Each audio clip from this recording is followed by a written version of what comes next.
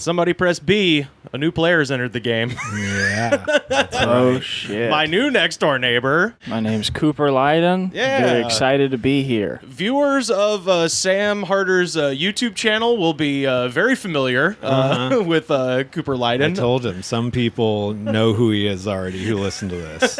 So, for this is a big get. I was about to say, for a very, for a certain fraction of our listenership, this is very cool. So thank you. I'm a deep cut. Yeah, Go to the Woods absolutely. podcast. Yeah, people who know the EU, it's like those weirdos that can tell you shit about like Mara Jade Skywalker and shit. Where you're just like, all right, buddy, you're on a whole nother. Exactly. So you're our Mara Jade Skywalker. I'm happy to be here, man. You're our E-wing fighter. Man, I feel treasured right here. Goddamn E-wing fighter.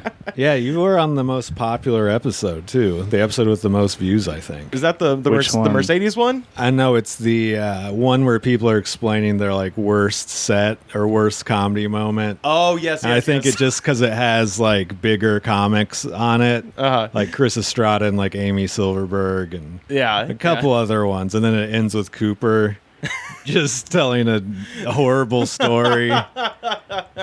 So that's good. The one we talked about today? Yeah, that's the most popular episode. But yeah, now Cooper is our next door neighbor too. So I'm glad to be here. Welcome to Disgraceland. How is the transition been from your last place to this place so far? It's been fucking fine. I mean, I moved out of my parents' house. Hey, well, cause for celebration. Then. Exactly. Not even my parents, my mom and Steve, who's her boyfriend. That's why it's always a Steve. It is funny. Yeah, like I asked it's either people. A Steve or a Jeff. Yeah, I'm like, guess what his name is? They're like, is it Jeff? I'm like, close. Steve. Like, second guess is always Steve. But no, it's been fine. I mean, I knew Sam, I knew Daniel, I knew Courtney, and I didn't know Kylie, but she's very nice. I don't know if Courtney I should name doesn't everyone. live there, to be fair. I'm sorry. Should I not name everyone who lives in the house? Maybe I shouldn't. Off the bat. I don't think anybody there has, vendettas, people looking for him or nothing. They've all been on the podcast. Yeah, I was going to say, okay. Yeah, all these people know all these people. I'm late to the game. I don't know. I should have studied. I should have done my studying. Oh, no. When Sam asked me 2 hours ago to do this. Should have started listening. But no, it's been good. I got a fucking grill. So yes, you did. Yeah, I was very impressed because I have a patio and y'all have just a small balcony, but you were able to somehow find a grill that was a propane grill nonetheless that was skinny enough to fit right on that balcony. So there's a company that knew there's people like Cooper out there. Yeah, we don't have much patio space, but we love grills. Yeah, sort of an outdoorsy city liver. And I found it ridiculous at first, but the grill it's come in handy. Yeah. Yeah. What all have y'all done on there so far? A bunch of stuff. I've cooked chicken on it. I've done asparagus. I did some Brussels sprouts. Dude, I was cooking chicken on the grill when I had my seizure. Yeah. Oh, shit. I had chicken on the grill. You had like 8 chickens on. That's what I heard. You had 8 chickens on. And that's actually a sign of a seizure coming. Damn. What happened to the food? Courtney texted me when I was in the hospital, and she's like, I put the chicken away. Nice. Yeah. So finished cooking. Apparently somebody else knew it was on there. So you're such a good cook. You just have seizures in the kitchen. Doesn't even matter. Yeah. I mean, that's how I do it, man. Over the weekend, first of all, you sent me a Citizen update as soon as we quit recording. That was insane. Oh, yeah. After we were talking about how we haven't had any crazy Citizen app updates lately. Okay, here it is. Yeah. 400 feet away. So this is at 3:04 a.m. Report of group armed with sledgehammers at plural at 245 North Westmoreland Ave. Now that is as close to the Warriors as we've gotten as far as like cool. an identifiable weapon. Cooper saw some shit. It was pretty cool. The sledgehammers are kind of more like theatrical. Maybe they were tearing down hostile architecture, but no, I mean, fucking, they're actually woke as hell is what they're doing. But no, the other night, I was on the Cooper saw something crazier than I've heard anybody else. Yeah, it was actually pretty cool. I was on the balcony smoking, and then I looked down, and 2 guys drive up in a car, and there's one on the street, and they like talk to each other. And then the guy that was on the street just crouches down behind a car that's like 20 feet away from me, right under the balcony. And then the one guy from the car walks up and talks to some other dudes in a car that's ahead. So there's 2 cars. But anyway, I'm like trying to not look because it already seems kind of fishy. And I don't want to be implicated or seem like I'm nosy, Right. So, but then I do a little peek and I see a guy that's crouching under the car or in front of the car, he has like a Glock. And he's pointing, and I'm like really naive, Christ. you know. I like never think things like that. But then I was like, well, what else could it be? And I remember Kyle Kinane's bit, how he said he saw a guy with a gun and thought it was a microscope, and I was like, I'm not going to be this guy. So yeah, it was a gun, it was a Glock, and then you got a fucking alert later that night, right? That a guy got shot. Well, yeah. Well, Cooper told me there's a guy with a gun outside, and I was like, bullshit. I look outside, there's 5 guys just in the street looking super sketchy. Like a gang meeting or some drug deal gone wrong type shit. And then, later that night, the report was shots fired and men fighting in the street. Yeah. So very likely the same group of men with a gun and fighting each other. Because it was close also. It was like that's insane. Less than half a mile away. I did just want to go back to the sledgehammers for a minute. Oh, yeah. Of course. I like that it's more than one. Because usually it's like there's a guy with a machete. There's a guy with a gun. Yeah, it's like a theme. Men with sledgehammers. Yeah. Makes me think it's like a gang thing. Like it's that's their shit. Like the baseball Furies and the Warriors. That'd be funny if they all bought them together. Just 8 guys. Oh, see, I was thinking they were dressed like the Sledgehammer brothers from Mario 3. They got the shell helmets, all that shit. I believe, I hate to say it, but we were safe. The 400 feet away is just on the other side of the freeway. That address I read is like the street right behind, like right on the other side of the freeway. Okay, so if you see, there, it's just a big encampment area over there, and they all carry blunt objects. Okay. They all have big knives or something. Right. So it wouldn't surprise me if there was just a big group fight in the middle of the night, and it was like, grab your hammers, we're doing this. I always want to know who's reporting that. Like, no one lives over there. It's just like a bunch of abandoned buildings. Is there just some fucking worrywart driving past? Like, the weird fucked up part is they're starting to build condos over there. Yeah. So there are all these like weird Karen types who are like, I've moved in around 3 blocks of homeless people, and now there's homeless people here. Is that a scimitar? Are they fighting with scimitars in the street? Just moving into a place, making more people homeless, and then just seeing homeless people fighting and be like, this is a problem. Right. But not even doing anything about it, just posting it to other people who are like you. Well, also just moving into a place that, like, clearly gentrifying a place and being like, wow, there's just, like, a lot of poor people in the street here. It's like, I wonder why, motherfuckers. That happened in Austin too. Yeah. A bunch of people built condos in the like party live music district, and then got a noise ordinance because it was too loud in the bar area where they did is play music. Was this that they purposely moved to, and then complained about there being too much noise? I love that. Was this South Congress Street or no? This was Red River. And okay. just off 6th Street. Okay, yeah. That's the one like party spot I didn't make it to. I was in SoCo most of the time when I was there. In Red Austin. River's where the cool punk club. Oh, okay, was, right on. And then the other one, and also a racist skinhead bar. Oh, good. That I had the joy of doing comedy at once before realizing that's what it was. Oh, so wow, that's an even funnier version of the movie Green Room. Have you ever seen that? It's about a punk band who plays a matinee show and then realizes that everyone at the show is Nazis. And they play that Dead Kennedys song, "Nazi Punks Fuck Off," and then it just turns into a horror movie. And Patrick Stewart is in it. It's fucking amazing. But yeah, that's cool. Yeah, I would love the comedy version of that though. No, you wouldn't, because you're in there and it's just a bunch of guys who are like, "What the fuck is this?" Of the film, I mean, not of the experience of the film. Yeah. The only speaker that was working in the bar was the monitor. Oh, so the only person who could hear you was yourself. Oh, I love that. Like when you're at an open mic and it feels so loud, but just nobody's getting anything. And because the speakers just pointed directly at you.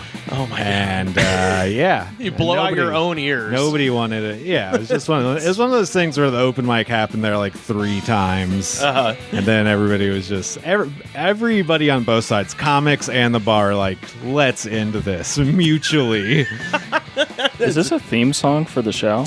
It's the Corona Diaries. We've been doing it. This is Corona by the Minutemen, also known as the theme from Jackass. Oh, okay. Yeah. I was only listening every third word because my brain could not handle it. I think they only say the word Corona once in the whole song. So right. Yeah. No, I meant of the conversation. Oh, my brain was like, "What's?" I thought it was it's like the Jackass. Yeah. Yeah. But it's called Corona. There's very limited in terms of. Sorry, I'm throwing things off track. Oh, it's okay. We played it the first episode, and then we're like, first thought, best thought. Hey. We just haven't changed it for what, 94 episodes now? This is episode 94. Yeah, we changed it up when Eddie Van Halen died. Played Eruption. I think I played the Good, the Bad, and the Ugly when Ennio Morricone died. You know, we change it up every now and then, but for the most part, somebody has to lose their life. Yeah. Oh, okay. Millions have to be sad for us to change anything up here. At first, I thought you guys did some sort of weird banter in the beginning and then turned up the volume, and then it's like, "Welcome to the show." It's like this is. We stopped doing introductions too. We've done so many shows that we've stopped doing. Like on the regular episodes, we would always do an introduction at the beginning. Right. And we don't really do that anymore. Well, we haven't had a regular episode. Yeah. Since, well, we just didn't. We didn't start doing it on the Corona Diaries, right? Because we never had a guest. Yeah, it was supposed to be just kind of like loose and the three of us and shit like that. Speaking of guests, we're gonna have our friend comedian Mary Jane French is gonna be calling in here in just a minute. But I did want to mention. Something happened. So we had the sledgehammer situation over the weekend. The other one, and this came out, this should have been during just Donald Trump has Corona rundown time, but this little bit of information came out in the New York Times from Maggie Haberman, and I just wanted to read this quote. In several phone calls last weekend from the presidential suite at Walter Reed National Military Medical Center, Mr. Trump shared an idea that he was considering. When he left the hospital, he wanted to appear frail at first, but then, when people saw him, according to people with knowledge of the conversation, underneath his button-down dress shirt, he would wear a Superman t-shirt, which he would then rip open and reveal as a symbol of strength.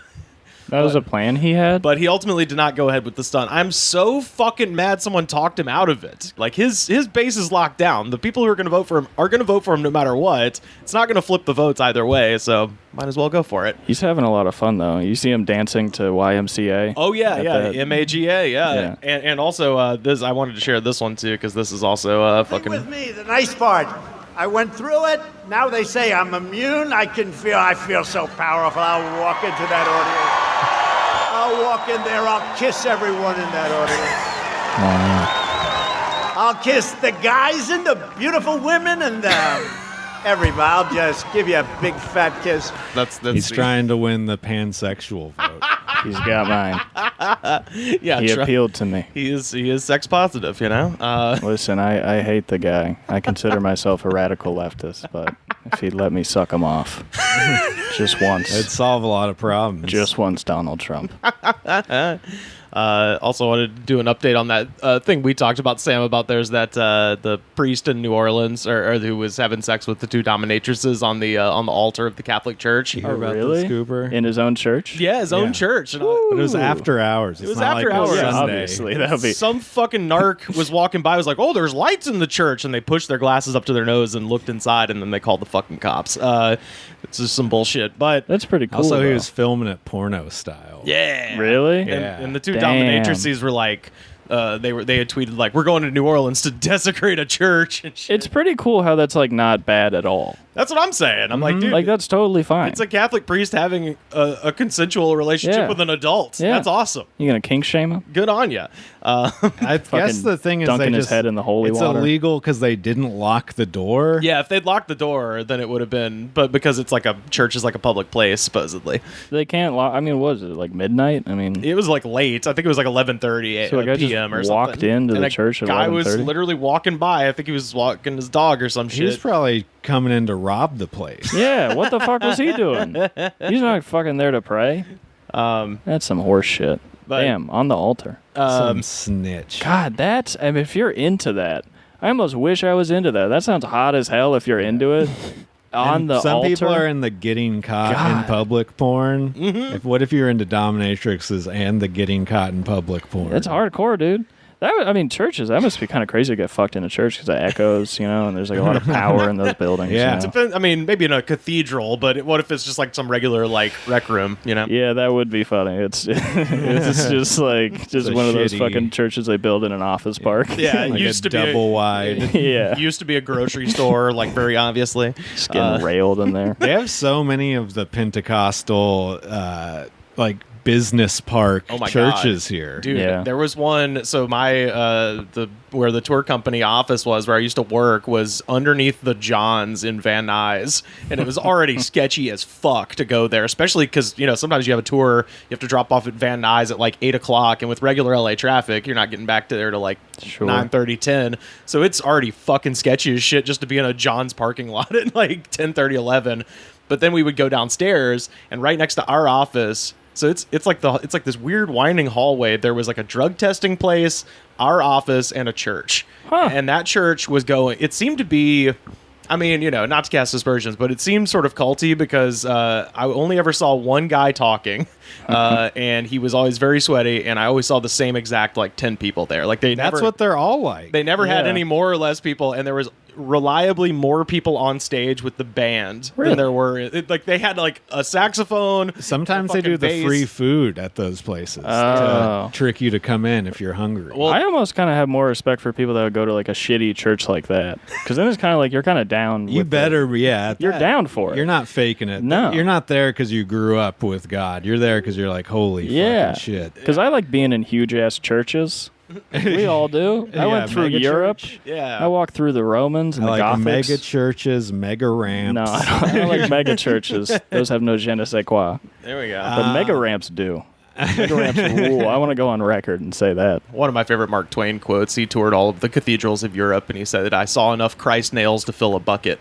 So I'd rather hear Mark Twain's review on mega ramps. He'd probably be pretty impressed. Yeah, you saw a lot of church nails, but have you seen fucking backflips and 720s? Have you heard of Danny Way Mark Twain? No, never has, never will. I have no idea what that is.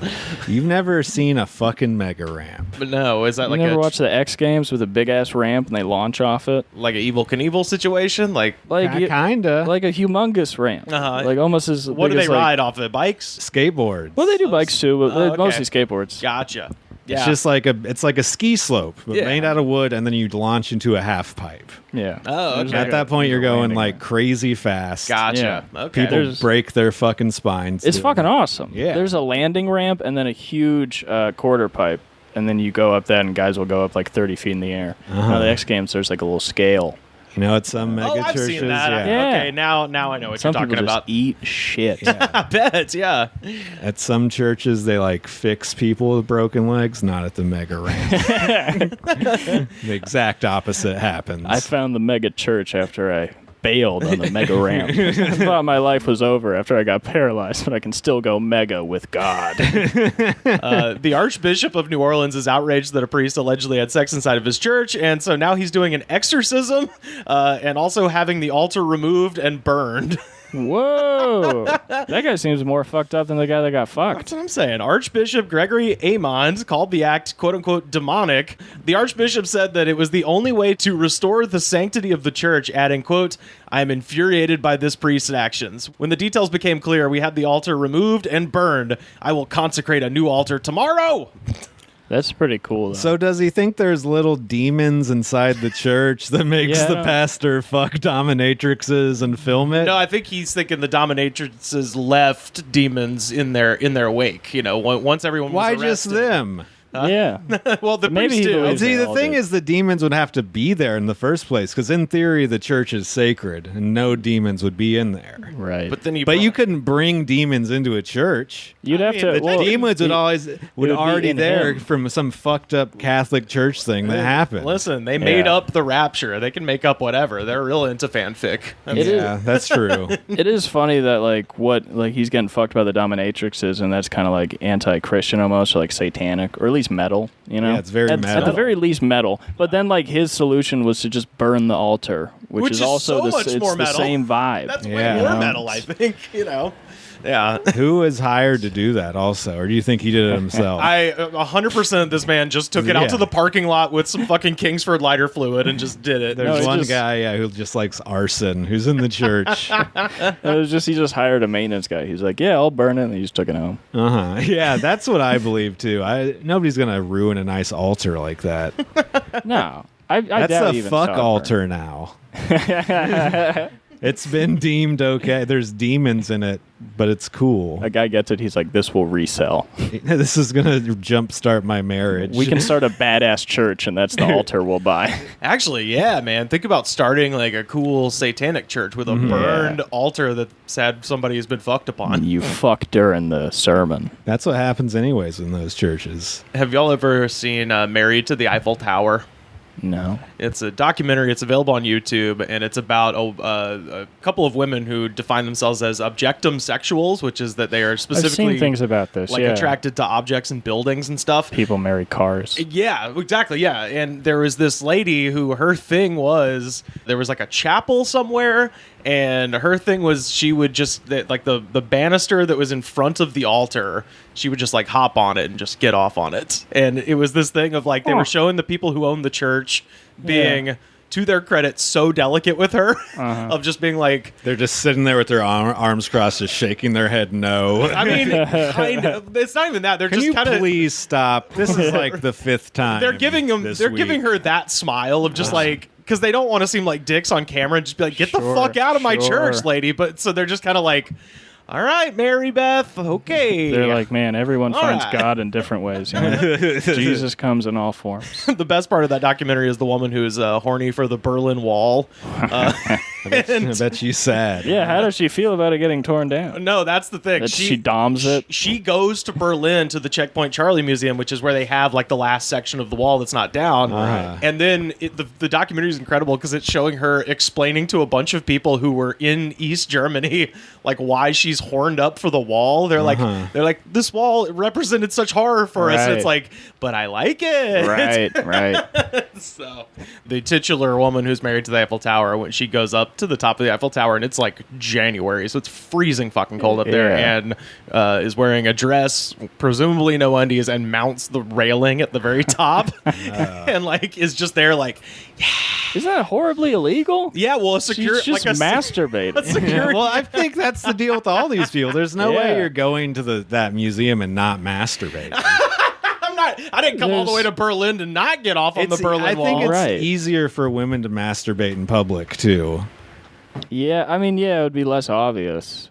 Or maybe if some people can come without touching themselves, so maybe they learn to do that. They're like monks. Right. That's just... I feel like if you marry a car, you're not a monk. There's such a small difference between them and people who just like jerk off in public, though. Yeah. Because it's like you can put it on an object, but either way... I think a lot of the public jerkers, they want you to be surprised and shocked. But so do these people. I don't think so. I don't know. I think they're just weirdos. If you watch this documentary, you're like, oh no, this is just, You don't think there's like a deep down part that's like, this is a cool identity for me. I'm trolling. I'm not. That's your whole life. There's one lady who's attracted to the oh god, I forgot what the name of the ride is, but it's like one of them amusement park rides that they will drop in the middle of a Kmart parking lot and shit. Yeah, she definitely came on one of those. Well, no, accident. Well, no, so it's winter when they're filming her, and she goes to visit the ride when it's in its like idle state. It's not on the road with the carnival, and she gets like up under it, and there's some like grease on some of the gears, and she. It's just her laying down on the ground on like and this is like Pennsylvania too or some shit, so it's probably freezing. And she just like takes the grease off and is just rubbing it on her fucking face and shit. It's a wild movie. Getting domed by a car. The only objects I'm attracted to are dicks and tits. Yeah. My PlayStation 3, I would say. It gets real hot if you sit on it after you've been playing a while. Just kind of put it on your inner thigh. Yeah. Calling in now from Nevada City, wherever the hell that is, it's our friend Mary Jane French. How are you? Hello. I'm up in Nevada City, which is in, it's about an hour northeast of Sacramento. And I'm staying at with my boyfriend at his dad's house, which is in the middle of the woods, because I took the title of your podcast too seriously. Hey, there you go. What? I didn't know where that was until you just said. Are y'all getting, or have y'all been getting smoked out up there with all the fires and shit? Well, so we just got here yesterday, actually. And good timing. Right now, it's gorgeous. It's great to look out a window and see trees and have it be not, too fucking hot. The apartment that we live in Canyon Country in Santa Clarita is basically they just built apartments in a parking lot in order to trap people's deposits, because like every unit has white carpeting. Nice. The door stops are actually too low for the doors. Like every door stop is low enough that the door will go over it and leave a notch in the wall from the lock nub. Man, that's smart. They're like laying traps. I mean, that just means you party extra hard in that apartment. That's the long con. Oh, yeah, that's how you beat them. Yeah, you're like, okay, keep my fucking deposit. I'm going to open the door extra hard from now on. Get what you fucking deserve. I have a question about Canyon Country, because I've driven through there a couple of times, and I actually finally, a couple weeks ago, just on one of my little drives, decided to actually check out what the hell this was. And it turns out to be one of the stupider historic markers I've ever seen. And that is, did you ever go check out the Oak of the Golden Dream? I have not. Tell me about it, please. It's in Canyon Country. It's in the state park there. And supposedly it's California's first ever gold discovery was right there in Santa Clarita in the Canyon Country or whatever. But the story, which obviously is just, been made up, was that a guy fell asleep underneath this particular tree and dreamed that he would find gold, and then he did. And there's a whole park there just devoted to this bullshit story. Beautiful. I think my favorite thing because I've lived in Canyon Country for coming up on a year, and I moved there to move in with my boyfriend, Steve. But most of the time that I've been there, I either was just commuting to Silver Lake for work and was just like, yeah, that's where I sleep. Or we've been quarantining. But there was a point where there was a park that we went to that has bison in it. Whoa. Oh, shit. That's cool. Because Santa Clarita is where CalArts is. Uh-huh. Huh. And basically, which is funded by Disney. And basically, when they were making, I can't remember which Disney movie it was, but there was a Disney movie where the animators needed to draw a bunch of bison, and Walt Disney just bought these bison. And then when they were done with them, he was like, fuck, I just have bison now. And so he donated them, with heavy air quotes, to Santa Clarita. And they now are the descendants of those bison just still live in this one park. So they just let them go like it's a fucking goldfish they flush down the toilet or something. What a good man. Yeah, they're in like a hilly part, so like you can climb to the top of this hill and like stand in this one area and look over at them, and they're just hanging out on these other hills that I have no idea how to get to. Oh shit, okay. The thing I've always wondered about that area though is on the drive between Los Angeles and Palmdale, you will see a big mountain with one house on top of the mountain. And my question is always, who the fuck built that and why? A cool ass dude. Fun fact, every single one of those houses simultaneously contains Vincent Price living in them. Yeah, but it's like new construction too. They don't even make them look cool. They're just McMansions, and it's always been interesting to me of like who, it's one thing to just live there, but to build a gigantic place on top of a mountain there seems insane. I love it. They want to be near Six Flags. Yeah, I mean, it's definitely a mark of the area, and also, so there was a time recently where my boyfriend Steve is like a CalArts kid. And he was like, before we leave, because we're at the end of the year, we're actually going to be moving to Virginia. And he was like, before we leave LA, we have to watch Edward Scissorhands again. Yeah. Because Edward Scissorhands is Tim Burton's movie about Santa Clarita and going to CalArts.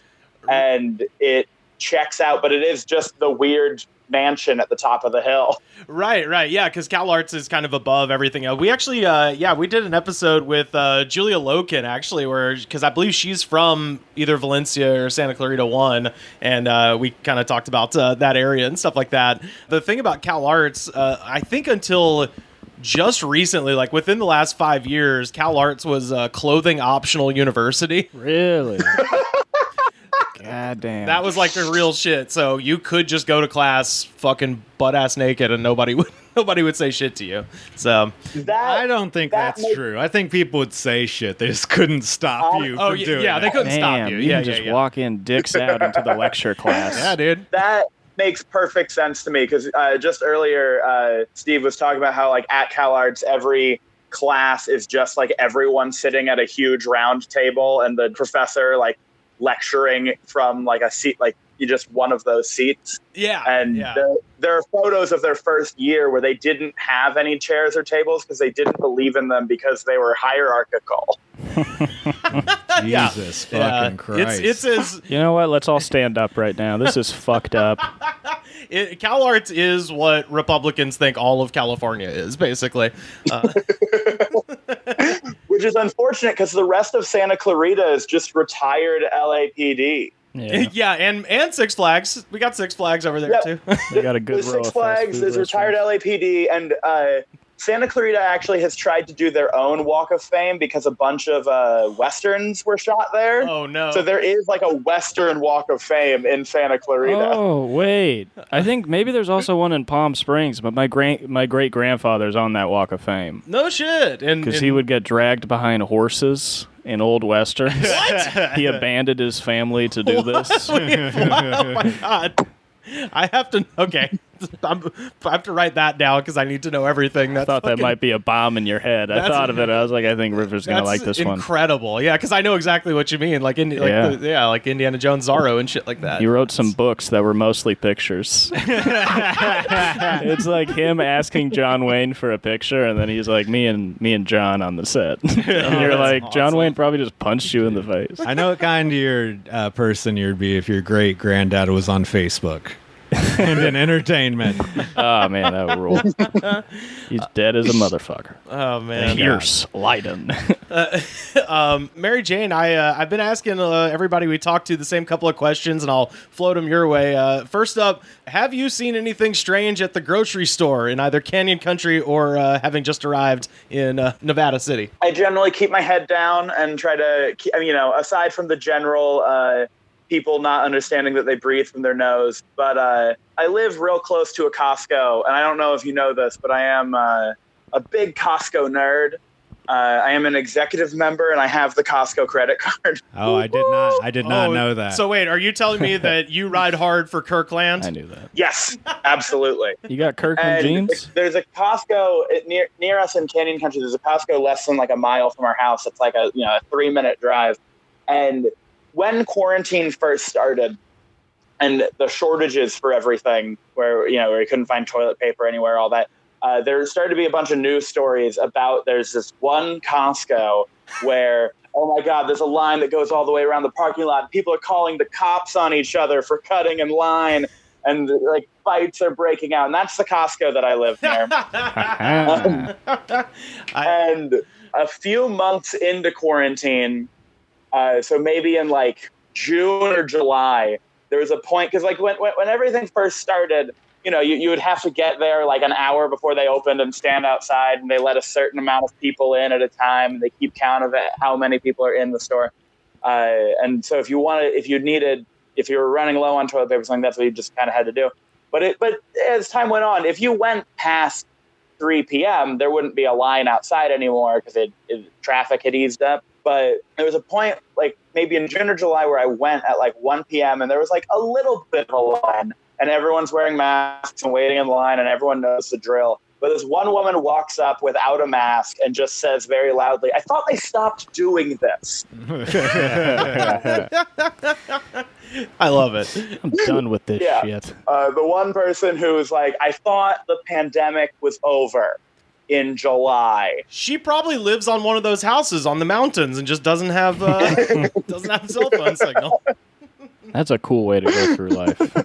Yeah, exactly. Just not watching the news, tuning out, rich as hell, then just showing up at Costco pissed off that a pandemic's still happening. God, yeah. It's also the Costco where recently, like a few months ago, we were driving up the 14, and in the other direction there was like a blockade because there was car chase going on, and we looked it up, and the car chase because a couple folks stole a car from that Costco parking lot. And, Jesus Christ! We're just got a nice pursuit going down the 14. That's the spot. Well, speaking of pursuits, I got a news story to share with y'all. Get your reaction, see what you think. Baton Rouge, Louisiana. An 11-year-old juvenile was taken into custody Sunday after police said the kid stole a school bus and took officers on a pursuit from Scotlandville to Central, which I looked that up. That's like 5-6 miles, so pretty good. Police started pursuing the stolen school bus before 11 a.m. on Sunday, so kids started early. That's awesome. The bus belonged to a private owner who subcontracted the vehicle with a organization called Progress Head Start. So I think he stole it from his after-school program, it sounds like. How old is this kid? 11. Oh, okay. 11. Impressive. Made it like 5 miles on a pursuit. That's what I mean. It says... Did he wear like platform shoes to reach the pedals? It talks about that, actually. By 11:30, by 11:30, the bus had crashed through a gas line and into a tree before coming to a stop. The crash did not appear to have caused any major damage, according to reports, and there weren't any injuries. But the police said that the bus... And this is the best part. The bus had no keys in it, but had a push-to-start ignition, which means that anyone could have just stolen a bus. So now, let's all go to Louisiana and steal buses from these idiots. Clearly, they haven't programmed the push-to-start. Officers also believe that the child was too small to reach the pedals, and he had to stand up to drive the bus. Which, that's the coolest thing. I like to imagine that this kid initially just broke into the bus to, like, play, but then found out that when he pressed the button, the car actually started. Yeah. And then he started going. There was cops chasing him. He panicked and just kept going. I think full well to get in a bus like this alone at 11, you're a shithead. Oh, you're about to do some shit. Yeah, he was going to steal it. Oh, no. Why would you be playing alone? Yeah. You're going to break into a bus just to play? This kid doesn't play. He's getting back at the school or his parents who had forced him into this fucking weekend daycare bullshit. Oh, yeah. This is the best sentence maybe I've ever read. Police added that the 11-year-old was seen flipping his middle finger to the officers as he drove past them. Hell yeah. That rules. A-cab. A-cab, baby. Fuck. This kid plays Grand Theft Auto. Yeah. He does. Clicking all the settings to flip off people. I also love that it just ends with him eventually crashing into a tree. Is that what it said? Uh-huh, yeah. Well, he went through a gas line first and then into a tree. God, is this kid alive? Yeah, everybody, no injuries apparently. So that's pretty cool. Okay, Yeah. that bus has an excellent safety record. That's what I'm saying. Yeah. The child was booked into juvenile detention on multiple charges, including Grand Theft Auto, aggravated assault, and the aggravated assault came from the fact that the boy purposely was trying to strike other vehicles. So, Damn. This kid rules. That's pretty cool. I think we need to upgrade this from a Grand Theft Auto to a grandiose Theft Auto. This kid has flair. It's one of the things I've always been concerned about, and that is that if children ever find out that anything you do before you turn 18, short of like murder or one of the big crimes, you pretty much will. That's pretty much where it ends. Yeah, it's pretty all right. Bedlam. Depending on Bedlam. The children will revolt. We'll have the children's crusade against us. The society will fall. It'll be, I think that he was just like, I've stolen a bus. Am I going to be careful now? Yeah. Fuck it. I'm just doing whatever I want at this point. It would be dumb if he was like, I'm just going to try and do some clean turns. I feel like this is what the parents who are scared of their kids playing Grand Theft Auto were afraid of. Oh, yeah, for sure. For sure. Yeah. Well, actually, he's so cool. The parents are afraid of school shootings, but this kid's so cool. He was like, fuck that shit. It's almost a throwback crime in a way. Yeah. Like, no, I'm going to... He's like, what's the game's called, man? I'm doing it. Yeah, it's like, oh, what, you got a gun? Fuck you, I got a bus. It's a solid fight. Yeah. Well, I had another, just a small story, and this one's from Delish.com. Job hunting site Zippia used Google Trends to determine every state's favorite Halloween candy. Just to note, they have excluded gum, raisins, fruit snacks, and other things that people try to pass off as candy to unfortunate trick-or-treaters, just in case you were about to get up in arms about this. Did pretzels make it? I don't think so. Maybe chocolate covered, but I don't really hate the pretzels, to be honest. What are you talking? Fine. Flips, the chocolate covered gimmicks, or just? I like those too, but I'm just saying, like, you have a bunch of candy. I don't mind a little bag of pretzels. Yeah, to like break the kind up they'll give you on a plane. I was about to say, are you trick or treating on an airplane? Yeah. And I still trick or treat every year. A lot of people don't know, but that's the cheapest day to buy a ticket. Halloween? Yeah. No shit. Okay. Have you ever flown on Halloween? Nobody had. Yeah, that's true. I figured Christmas Day would be even cheaper than that. This Halloween is going to be bad for kids because everyone's going to leave the whole bowl out and say only take one, and then just the coolest 4 kids are going to get a bunch of shit. Because that was always good when you're young when you steal the whole bowl. It's fun. Yeah. You feel bad, but it's candy, and there's always more. We talked about this on the show. Somebody once just left a bowl of pennies. And, of course, we all just picked the pennies up and just chucked them at the guy's house. Nice. You stupid fuck. He does deserve that. Yeah, what are you doing? Fuck you. But, yeah, so I figure we'll start with your... It's Halloween, not Queen Star Day. That is... It's also like the term trick-or-treat implies bad behavior, if not candy. He actually asked for literally. He must have known what People don't think about this, but trick-or-treat is a threat. I should have known they would trick with these pennies. That penny thing is my favorite version of the, like, It's a Wonderful Life, throw a rock and break a window, make a wish that I've ever heard. Well, I got the map in front of me, Mary Jane. I figured we'd start with your home state because I will say, outside of the realm of chocolate, Virginia's throwing a good game here. Number 1 in Virginia, Sour Patch Kids. I can concur. I can verify. I got many of those. I traded them for Kit Kats and Reese's. That's a strong fruit snack. I'm a big Sour Patch Kids fan. I like those. Virginia has a lot of good nature, right? Yes. It's a dumbass question, but I know that would imply more chocolate to me. Well, no. If you're going hiking, shit's going to melt. I guess that's true. Well, I'm not thinking about hiking. I'm saying, you go to a rural area, maybe Ohio. What's Alabama, Rivers? So Alabama and Sam's home state of Texas both have the same one, and that is Starburst. I agree. Interesting. Very interesting.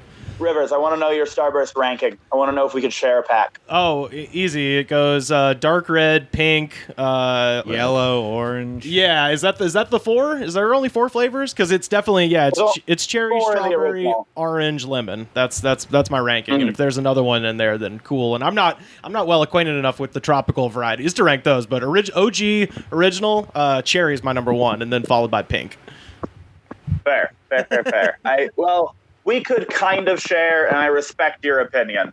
One of my partners, I don't respect their opinion, but they are my perfect Starburst sharing companion because we have opposite rankings. They think orange is the best, and I think they're an idiot. That's the strangest one because I know lemon people. It's like my mom is a big lemon candy person, but there are no orange people. That's so strange. So you found yourself a very unique individual there, right? I am a pink, yellow, red, orange. And also, I mentioned this. This one I think is bullshit because this is no one's favorite candy.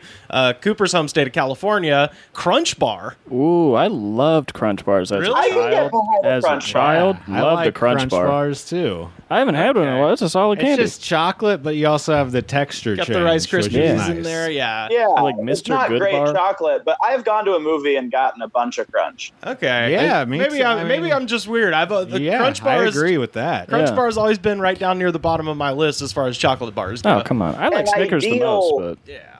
Rather than a Crunch Bar, though, I will go for a Crackle by Hershey because I just like Hershey more than Nestle.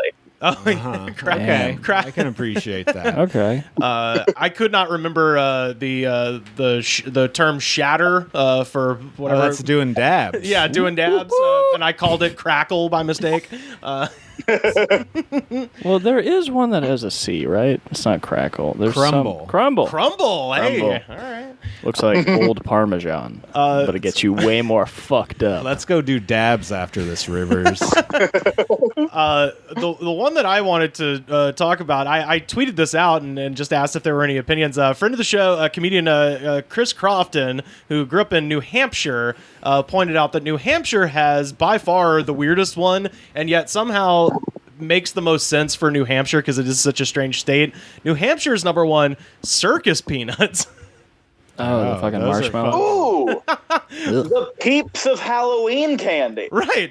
It makes sense weirdly for New Hampshire because New Hampshire, it seems like perpetually 1905 there for some reason. Are they flavored? That's one of those snacks you see at the convenience store. And you're like, does anybody buy these? Apparently, New Hampshire is just keeping the wheels turning. I don't know what are they flavor would you describe? Are they just marshmallows? Yeah, kind of. They're like orangey marshmallow. Yeah. That's fucking bullshit. It's really weird. Fuck that. And every package has dust from the 40s. Yeah, definitely. Whatever nice man made those can go fuck himself. That's the thing. Yeah, it's like that Lewis Black joke where he talks about candy corn. He's like, all the candy corn that was ever made was made in 1910. And I believe circus peanuts applies doubly because I will have exactly one small handful of candy corn every year and then be like, all right, I'm good for the next year. I think I'm coming around on candy corn. Yeah. I just don't like I don't like it. I kind of like to appreciate it, though. I like its vibe. I like how it looks. I like it has its a great aesthetic. its long-standing reputation. Absolutely. It's almost like an Adam Sandler level where people are like, it's bad, but we all do like it. I mean, and you see, he comes out with a new movie every year. We go, we see it. We like the guy. He's nice. Candy corn is the hubby Halloween of candies. Had its heyday. Now it's over. Yeah. Although candy corn does not have a Punch Drunk Lover and Uncut Gems. There's no moment where candy corn was just amazing. No, it doesn't have a lot of range, for sure. That's true. That's true. I'll concede to that. The other weird-ass state is the one next to New Hampshire that also has a strange one, Vermont, Tootsie Pops. I love Tootsie Pops. Yeah, they're popular. I mean, Hell yeah. Okay. Second only to the green apple Tootsie lollipops. Pops, though, not Tootsie Rolls. No, West Virginia's number one is Tootsie Rolls, which is maybe that's one of the Those weirder aren't ones that too. good. I like a vanilla. But Vermont's Tootsie got Roll. Tootsie Pops. Other flavors are good. Yeah, Yeah. Vermont is Tootsie Pops. I don't know. Maybe I'm just maybe I just don't know the temperature of America here. I've got a big fail on Crunch Bar and I got a big fail on Tootsie Pops. So who knows? West Virginia loving Tootsie Rolls makes perfect sense to me because Tootsie Rolls are a super cheap candy, and it does look like coal. yeah. Well, and it's Tootsie Rolls are left over from sea rations in World War II because there was a deficit of chocolate. Chocolate was too expensive to produce, so they just made Tootsie Rolls, and they wouldn't melt as easily as chocolate, so they would put them in the soldiers' sea rations when they were fighting in Europe and shit. So what are they made out of? just wax and bullshit. Meat? Is it a pork blend? Like a Sounds just like It's like gyro meat. another It's way. cut up Slim Jim. Yeah, another way to get PTSD.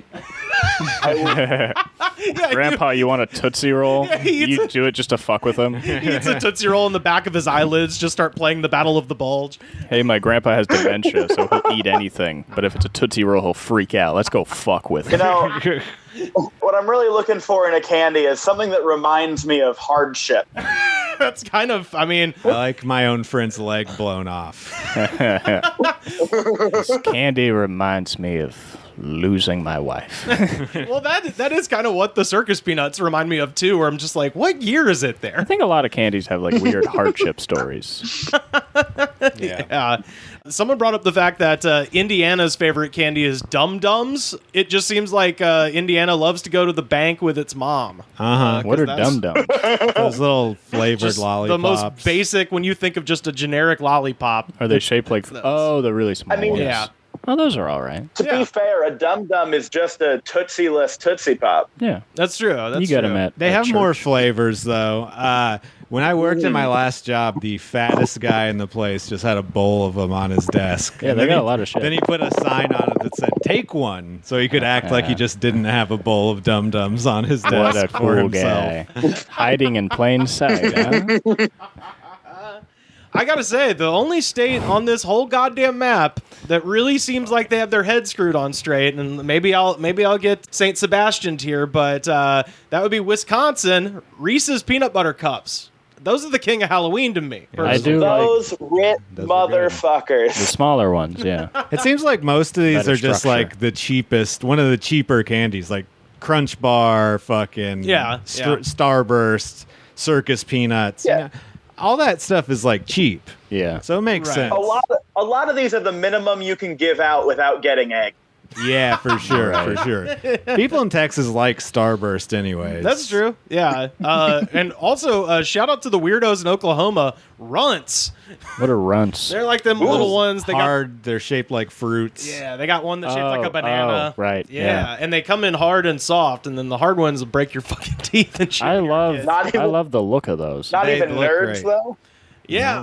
Nerds, yeah, those are cheap too. At my last job, also, they had runts in the break room, and the only reason why was the president of the company liked them, and nobody would eat them except for him. That's a good move. And they had like 10 pounds of them. There's two candies that I want to know if they made the list at all. Okay. Number one, I want to know if any state has bottle caps as their top. No, I don't see. I don't see any bottle caps on here. That's a rare one. That's an underrated candy. We I think we like the bottle caps. They're very good. You don't see them that often. My backup is Smarties. Any state? Oh, those are cheap as shit. I like. Seems Smarties. like that. Yeah, I feel. Oh wait, no, I don't. What's weird is I don't see any Smarties on here. But I swear to God, I feel like the quotient of Smarties in my average Halloween basket in my entire childhood was always huge. Yeah. Okay, let's see if any state is a complete shithead. Are any of them pixie sticks? No pixie sticks. That would be so cool. It was kind of a Florida type thing. Just a little hack. Florida's Airheads. Montana's Airheads. Yeah. That's a pretty hack joke right there, I guess. Montana's Airheads. Let's see. Reese's Pieces in Oregon. You fucking freaks over there. Yeah, I guess the White House's favorite candy is Airheads, huh? With Reese's Pieces? Yeah, Oregon is Reese's Pieces. Not Reese's Cups. Only, as far as I know, fucking, yeah. Nobody Snickers? Snickers is a Peyton Manning of... it's a Cam Newton. Yeah, I agree. They're good. The only other strange one is New Mexico hot tamales. Oh, that makes sense. That's pretty funny. That just sounds like they don't actually like them, but they're just playing into the brand. Because they love that like red salsa, green salsa debate. Yeah, red chili. It makes sense. Mike and Ike's and hot tamales. Those were Mike big and Ike's. when I was a kid. The hot tamales. Oh yeah. Also, Mississippi and Louisiana are the only two on there with Payday, which is also a weird Great Depression candy that was kind of strange. Yeah. I tell you what. After this conversation, I'm gonna go home and eat a piece of my roommate's birthday. With the mention of Mike and Ike's, you jogged my memory of something, which is that I don't think I've ever eaten a Mike and Ike that didn't come out of a gumball machine that was filled with just Mike and Ike's instead of gumballs, and you just had to put a styrofoam cup underneath it to get your quarter's worth of Mike and Ike's. You're supposed to just palm it. I was about to say, that's way classier than me. You said supposed to. You've got all these constructs in your head. I'll do a goddamn keg stand on a Mike and Ike machine. I don't give a fuck. I believe that you would. Just outside, children are watching you. You're like, I don't give a fuck. It's 2 p.m. That's where you get the runs from a million years ago, too. Because nobody ever buys them. They have one in the stairwell leading up to the dressing room at the Burbank Moose Lodge where we do wrestling pro wrestling. There's one of them ancient gumball machines in the stairwell there. I've never actually pulled the trigger on it, but I'm like, I promise you, every piece of this candy that's in here was bought in 1997. I know a guy who used to own those machines, and he would go around and refill them. Oh, yeah? Yeah. Damn. He tried to sell K2. He just refills them with K2. No, he just like separately bought a bunch of K2. Yeah, it was like, I'm gonna sell this to gas stations. Incident. Yeah, you can sell K2 to kids. It's not weed. Yeah, it was legal back then. Oh man. Well, what is? I'll ask you this. What about you? What is your favorite Halloween candy from back in the day? What was the thing that got gone fastest in your basket, or if you're like me, you save the best for last. You eat those weird ass peanut butter, black and orange things first. Get them out of the way. Can we talk about the poison that is the Whopper? Somebody else shouted us out with the Whopper. Yeah, packed up like a string bean. Shitty malt ball piece of fucking shit. So real quick, interestingly, the number one, the state with the Whopper as number one is Kansas. And shout out to our friend Dustin Chisholm who sent us some malt balls from the Sunflower Food Company. Oh, those were actually good. Yeah. So it's interesting that malt balls is number one in Kansas. So I guess that's a big thing there. Yeah, I got some malt balls for Kansas. I think I'm torn because on the one hand, My favorite has to be the Reese's pumpkin one that has way too much everything in it. I know exactly what you're talking about. Yeah, damn. They put one out for every holiday, but eating one will just knock you out immediately, and you'll wake up a week later. So in terms of the long haul, something that I was able to eat 18 packages of is just the Kit Kat bar.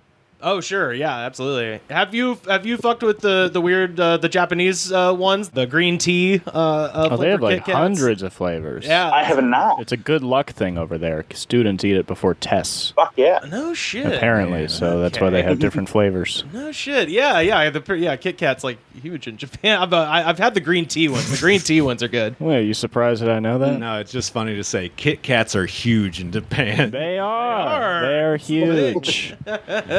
Also, update, I did misread the map, Cooper. Snickers are number one in Minnesota. So shout out to Eric and Paulo. Y'all's estate. Oh. You and Wisconsin, okay? Those are the two top tier. Those are the two answers. Reese's peanut butter cups and motherfucking Snickers, and I'll put my name on that shit.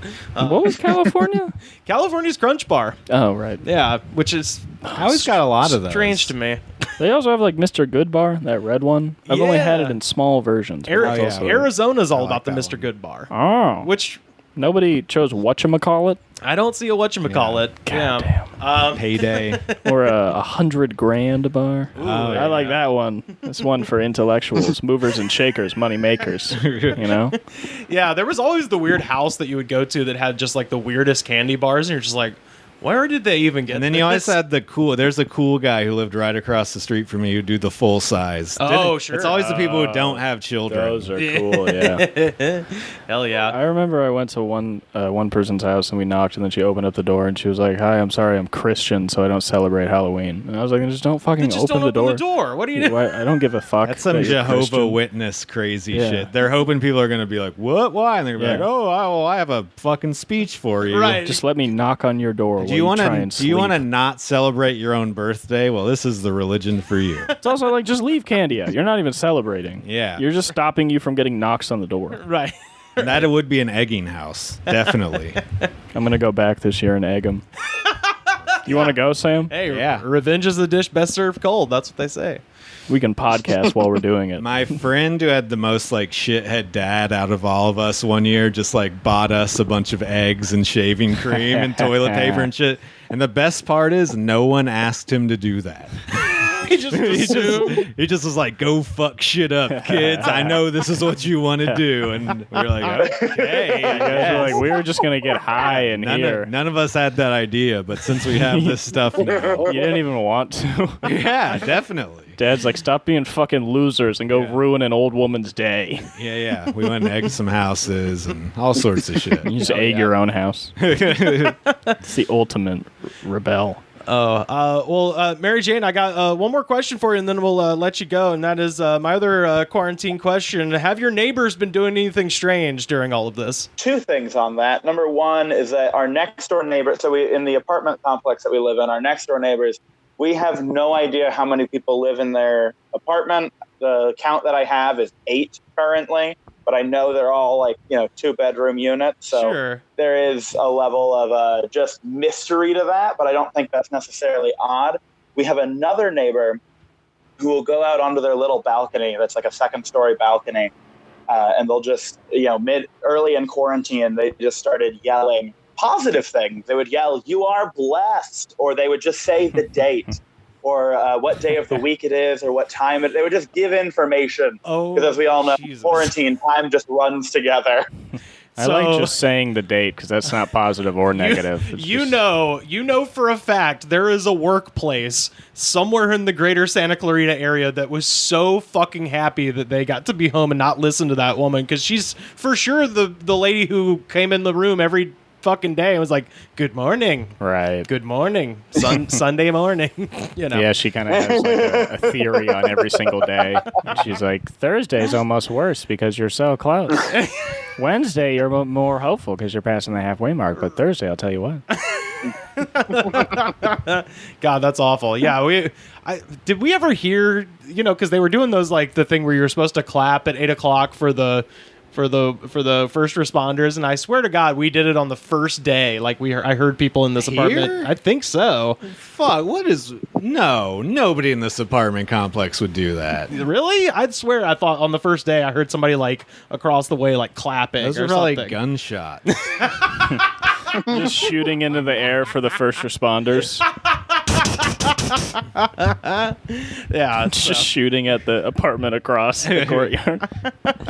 This is for first responders. Oh man. Well, Mary Jane, please tell people where they can find you on the internet. Oh, absolutely. You can follow me on Instagram at Mary Jane French. I've got a link tree in the bio that links to whatever project's going on currently. Most currently, that is, I have a podcast I started putting out called Important Conversations Over Fruit Chews, where perfect. Which by the way, were not included in the Halloween candy thing. They specifically were like, no fruit chews. Which bullshit. I always loved getting a gusher or something in my Halloween basket. Yeah, gushers are good. What that is it's a 5-minute podcast. Every episode's 5 minutes. We recorded 12 episodes during an hour-long show last November in Portland. Oh, wow. And so if you listen through the 12-episode season, by the last episode, I have been continually eating a name brand, but we bleep out the name whenever I say it, of a fruit chew candy for a solid hour, and I definitely get very delirious. Shit. Okay. Right. Hell yeah. Hell yes. And I believe it's still up there. You can hear both me and Sam Harder on your previous live show / podcast, Fims the Rules, still available. And hopefully, if they ever let us back into the regular world at some point, maybe we can have a way to do that show again. Even though you're moving to Virginia, but that is what I'm hoping. Yeah. Maori and I talked about it, and what we're going to do is that they're going to run one here, and I'm going to do one wherever I am. Hell yeah! Well, I want to come to Virginia and do it there too, because I shout out to everybody in Richmond. There's such fun people over there, so I'm excited to eventually be able to come back and hang out with you and Mike Engel and Brown Frown the Clown and all those crazy ass motherfuckers in Richmond. It's going to be fun. Yes, please. Hell yeah! Well, thank you so much for joining us, Mary Jane, and we'll talk to you soon. Thank you for having me. I'll catch you later. Peace. Good to see you. All right, that was Mary Jane French, everybody. Yeah. All right. Well, are y'all ready to hear our jam of the day and get out of here? Sure. Woo. Oh, man. Well, this is going to take us all the way back to 1995. Baby, It's All Mixed Up by 311. And this is going to be similar to the Sublime one, where I'm not going to lie, this is an album I owned. This is an album I listened to a lot. I missed the Sublime episode. Yeah, my shout out to my friend Matty P. He texted me because Daniel was on that one, and he's like, I sat here and listened to a 19-year-old besmirch Sublime for 20 minutes. He's 23, but he acts like he's 19. Can I at least be on an episode where you guys play Sublime featuring Rome? Oh, yes. I don't need to be on original Sublime. That would honestly probably be better comments. I don't know. I think it would just be very supportive and low view count is what I... low view count for sure. But yeah, let's get into this one. So first up, Thomas M. Vircher from 8 years ago. I never knew who 311 was for the longest time. But then one day at Thanksgiving, my mom introduces me to some guy named Peanut, and he tells me he is in a famous band. Turns out that my aunt's sister's daughter is married to Peanut, and I was like, what the fuck? Damn, marrying into a ska dynasty. A skynasty, please. Skynasty. I like how he doesn't say how he feels about it at all. Yeah. He just lets people know. He's a positive guy. He doesn't like the music, but he's like, it is cool that you are in a famous band. Peanut. Nice to meet you. I wonder if he introduces himself as a stage name. Also, just at some point in my life, I would love to be able to say, Peanut, can you please pass the turkey? You know? You can call me Nut. You can call me Nut, and I'm the king of the gravy boat. And then he just fucking chugs gravy. He's like, it's like sometimes at family parties, somebody will break out a guitar and he starts like playing ska for everyone. And then rapping. Yeah. 80-year-old people are just like, what the fuck? I just love, Peanut at Thanksgiving. And by the way, happy belated Canadian Thanksgiving to our friends in Canada. Their Thanksgiving was yesterday because they're on the metric system, so they don't know any better. They don't know. You guys are doing really good. I wouldn't want to wait for Thanksgiving, so I can't blame them. Good for them. It's kind of smart to have Thanksgiving after Election Day. I'll say that. It's less arguing, 2 huge meals in 2 days. I don't think it will be this year. Arcade Craniacs from a year ago. I smoke weed. Damn. Hell yeah, dude. I like this guy. I also smoke weed. Next comment, very similar. Mudchild from 10 years ago. Hell yeah, 311 forever. I love smoking them bizzles to this chill tune. Oh, yeah. I like to imagine he's 55 and has like a hobby of liking 311. Hey, but he was only 45 when he commented. Right. This is from 10 years ago. That's how he winds down from the kids. Smoking some bizzle. He has like a one-hitter of just like swag. He just listens to 311. He's still in his like dress-up shirt with the tie from work. Yeah, anybody who says they smoke bowls gets high off one hit of weed. Yeah. What about bizzles, though? Because people are like, smoke a bowl. People are like, smoke a bowl, hang out. Like, one? Dude, I smoke bizzle. That means 3. Richie's World from 11 years ago. I'm ripping cones, doing some epic white people dancing. You know what? He's self-reflective, and he buys cones. He doesn't roll. I want to see it. I want to see Richie doing epic white people dancing, because to me, it just seems like it would be a tremendous amount of leaping from one side of the apartment to the other. That shit is fun. White people dancing. I've been to some remaining members of the Grateful Dead concerts. I went to a Jack Johnson concert. That shit rules. When you just let go. What are we talking? We talking Phil and Friends? We talking Further? We talking Rat Dog? Went to a couple Further concerts, and then I went to the fucking John Mayer one, which sucked because there was a bunch of John Mayer fans. Yeah. So there's like guys in tie-dye that are dancing, and then there's just like a fucking guy that I've seen on TV a bunch drinking wine, and I'm like, this isn't it. Was this the Dodger Stadium one? Nah, this was Hollywood Bowl. But the other one I went to in like Santa Barbara, there was like an old dude behind me that I thought was like dying, and then he got up and got a hot dog, and this was the first time I got high. I got high off like contact smoke, like secondhand smoke, and then I ate 2 Big Macs with my dad at McDonald's. No wonder you're so cool. Yeah, dude, that's my fucking life. You're just doing a lot of this. Everybody also, so Daniel's 23.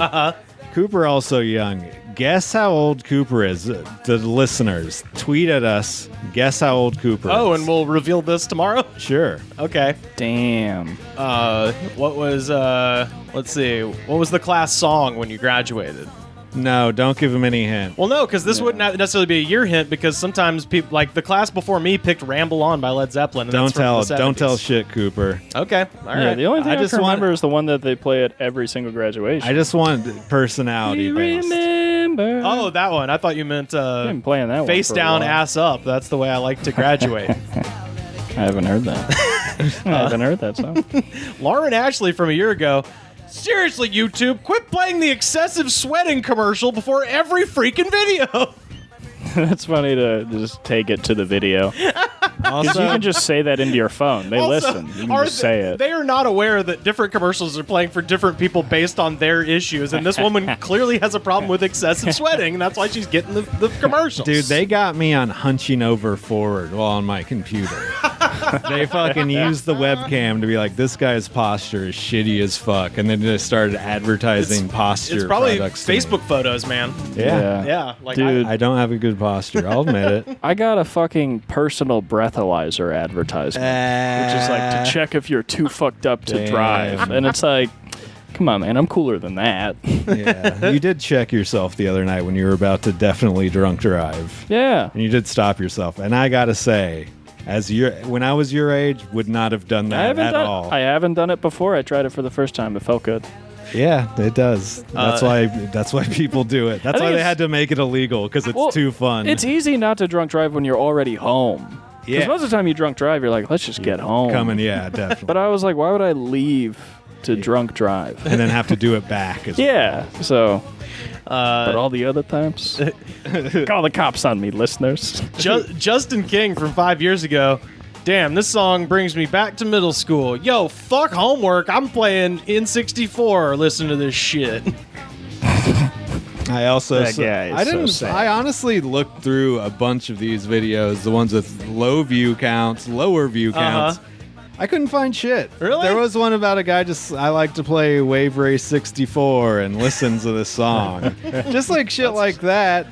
It was just mostly people who like the song or want to talk about how they smoke weed. Yeah. They kind of turn into like forums. Yeah. Snoop Manuche Jeremy from 7 months ago. Snoop Manuche Jeremy's favorite song is this to listen to while waiting at the terminal to visit Seattle on a Friday morning. Did he include his name? Like he spoke about himself in the third person? Snoop Manuche Jeremy. He begins the sentence by saying that indeed Snoop Manuche Jeremy's favorite song to listen to is this. I mean, he must fly a lot for work. No, this is the kind of band you listen to when you're at a bus terminal. Not an air terminal. This dude's That's true. He does just say terminal. So. And he's not you're not flying to Seattle for the weekend listening to 311 from 1995. He's Every running, single week. He's running away, trying not to catch a charge. He's a millionaire who he just spends all his money on plane tickets to Seattle and good earphones to listen to 311. That's where the good whatever drug he's addicted to is. Clayton Fart from a year ago. This is the best hip-hop I've ever heard. Nice. Music works better than any antidepressant. Just move your body to the groovy tunes. That sounds like a bit.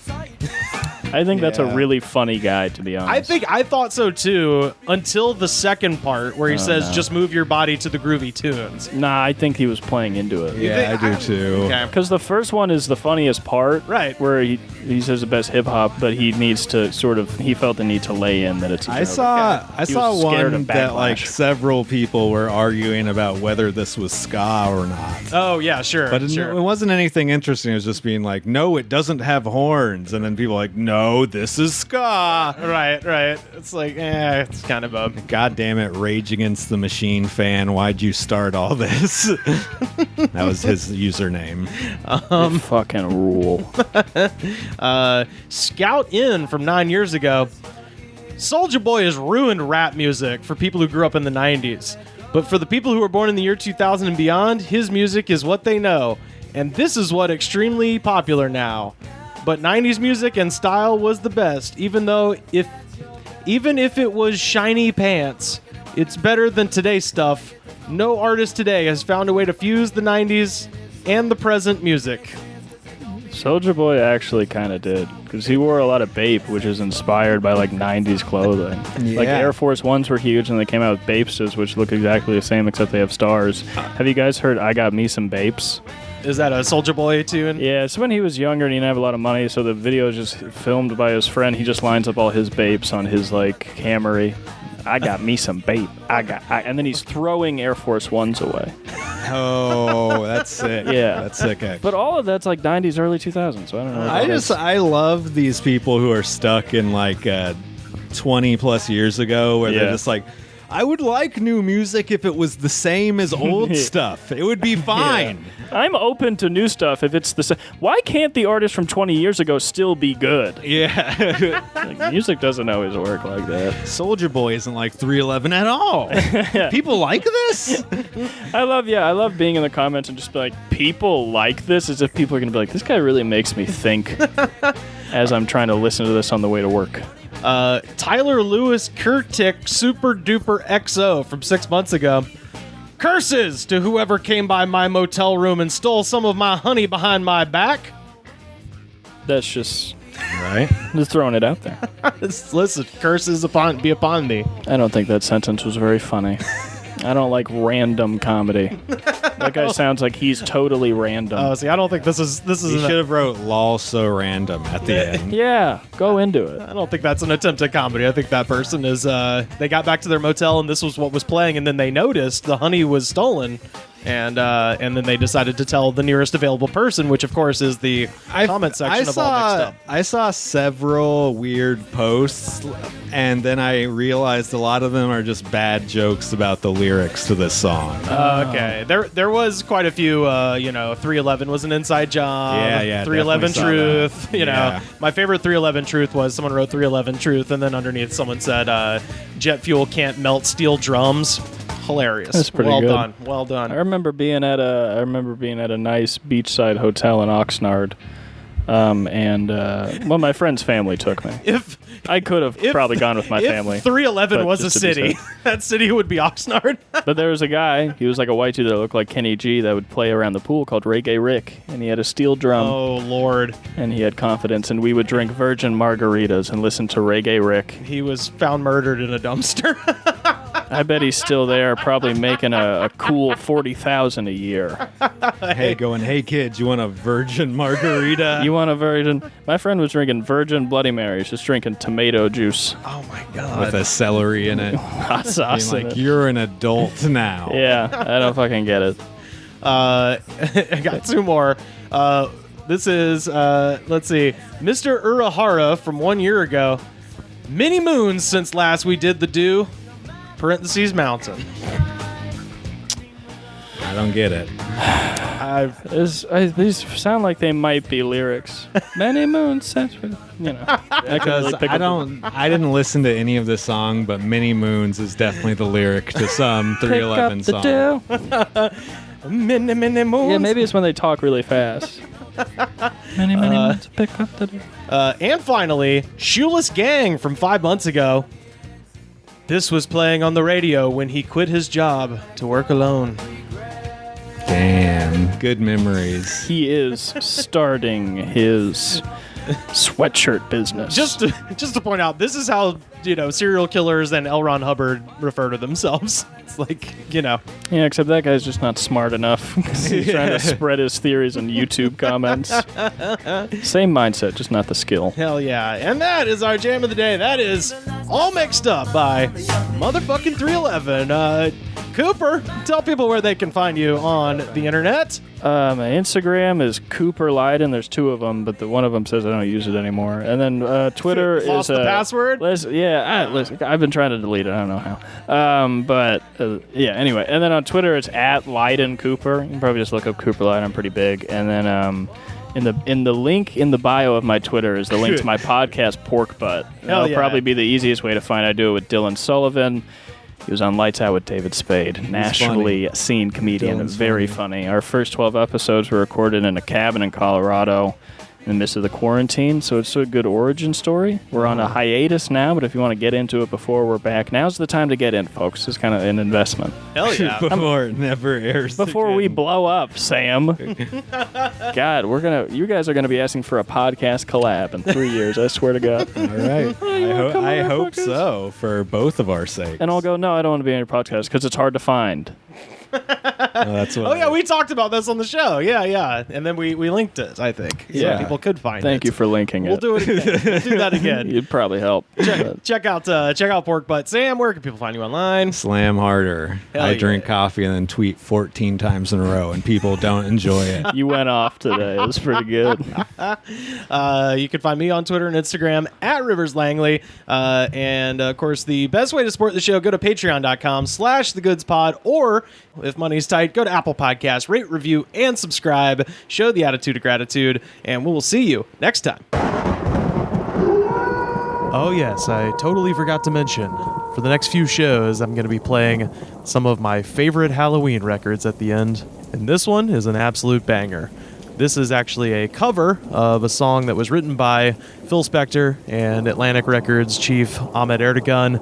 The original song from 1961, it's by the Castle Kings, and it's called You Can Get Him Frankenstein. But I'm not playing the Castle Kings. You should look it up. It's worth your time to dive into. I am actually going to play a song that my buddy Chandler, a.k.a. Dr. Rock, turned me on to many years ago, and I love throwing this on every Halloween mix and now playlist. So you can actually find this one on Spotify. The artist name is Nicole Paquin. first of all, look up the video. In fact, I'll put it on our Twitter, @TheGoodsPod, so you can see it.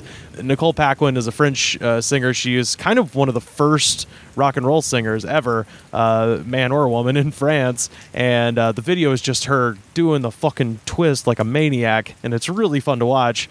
And her version came out also in 1961, and she was the first woman to ever appear naked on French television in a TV movie called Execution.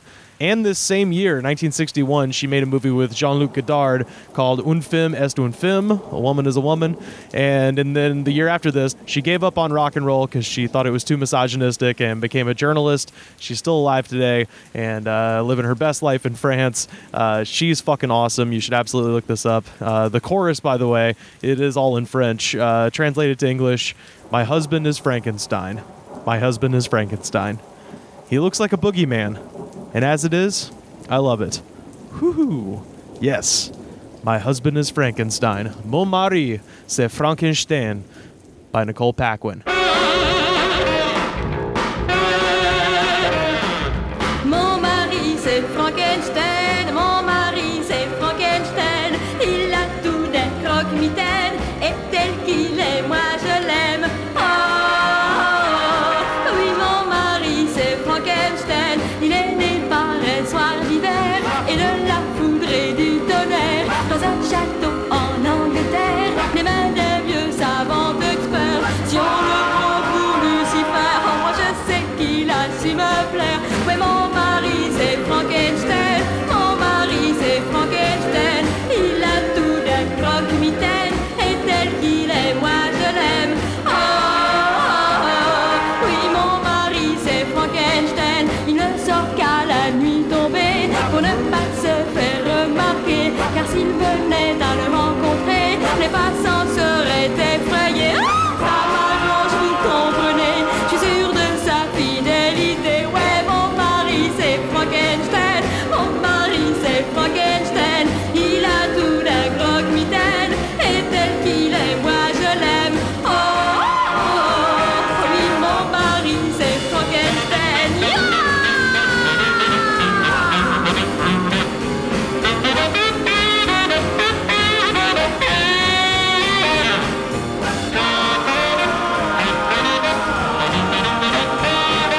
Si vous entendez un soir un cri d'effroi dans la nuit noire, il ne faut pas vous émouvoir. Une passante a dû le voir. C'est sûr qu'elle fera des cauchemars ou qu'elle monte sur le trottoir. Ouais, mon mari c'est Frankenstein. Mon mari c'est Frankenstein.